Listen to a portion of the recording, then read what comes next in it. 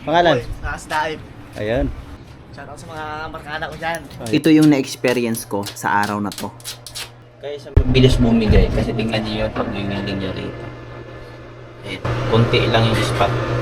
Ayun, din nakadala ng papidiliha kaya kinuskus ko muna ng lagaring bakal yung bakal kasi nga meron pa siyang pintura. Hirap kasi dumikit kapag ka meron pa siyang pintura tapos nagtitiktik ka pa ng nagtitiktik. Manipis pala ang bakal dyan kaya medyo dandahan lang tayo, kunting spot lang muna. Malaking tulong talaga sa espasyo kapag meron kang double deck sa bahay. Dapat talaga yung double deck mo matibay lalo na dyan sa taas kasi di ba kapag humiga ka nakakatakot lalo pag nasa ilalim ka bakal pa naman. Kaya sabi ni boss padublihan ko sa iyo ng pat yung mga porsyon na mga pabigay na. Sa amin sa probinsya wala kang wiwildingin kasi kapag ka may banig ka, goods na yun. Latag mo na lang sa sahig. Tapos may kulambo ka. Okay na. Ang kagandahan naman sa probinsya, kapag ka gumawa ka ng mga double deck, kama, puro kahoy talaga yung ilalapat dun sa kama mo. Kaya matibay. Solid talaga. Puro kahoy.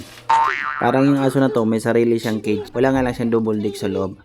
Kaya papagawan pa lang, in-order pa lang yung double deck niya. Nakakatuwa lang kapag may aso ka sa bahay kasi makulit na makulit lalo kapag maliit pa. Yung mga aso naman namin sa probinsya, lahing askal yun kaya nakain yun kahit mga buto-buto, no, tira ng pagkain, walang pili yung mga yun. Yun ang kagandahan ng askal. No, depende na lang siguro sa pagpapalaki ng mga aso kung paano pinapalaki. No? Katawa lang kapag ka meron ka talagang alaga. O siya, balik muna tayo sa ginagawa natin dito sa ilalim, no. Binabanatan ko dyan yung ilalim kasi nga bumibigay na rin. Meron kasi niyang stick na pantukod kaso mali yung stick na i-design nila kasi nga ano lang siya, sulo lang siya. Dapat nun kwadrado yung paggagawa para hindi siya mabalik kapag ka tinulak-tulak yung kama kasi mabilis lang mabalik kasi nga nag-iisa lang siya. Yung pundasyon niya sa ilalim mahina kaya nasisira talaga siya. Hindi naman siya kagaya ng mga sasakyan, di ba? May mga capacity kung ilang kilo lang yung dapat na ikarga mo. Bakit naman umabot ka sa sasakyan? Ay, o nga pala no, sorry no. Balik tayo sa ating ginagawa no. So tinitibayan namin yung ilalim na yan kasi nga lumubog na siya no sa katagalan na ginagamit no, nauuga. Kaya nagsuggest na ako dyan kay boss na lagyan natin ng kwadrado na bakal sa ilalim para tumibay yung ilalim na kahit itulak mo yung kama mo, gumalaw man yung kama mo, hindi na basta-basta bibigay yung mga wini-wielding sa gilid-gilid kasi nga manipis nga lang yung bakal. So nag-iisip kami kung paano siya mapatibay palalo. Malaking tulong din pampatibay itong plywood na nasa taas kasi yung biga talagang lapat doon sa gilid-gilid ng double deck. Kwadrado yun. Kaya nakakatulong talaga ng malaki yung plywood na nasa taas. Nagligpit na pala ako dyan. Sabi ko kay boss, tawag na lang uli kapag bumigay na naman yung iba. Ha?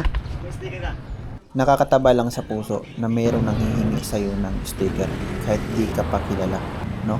Kaya natutuwa ako, sabi ko, balang araw, brother, babalikan kita.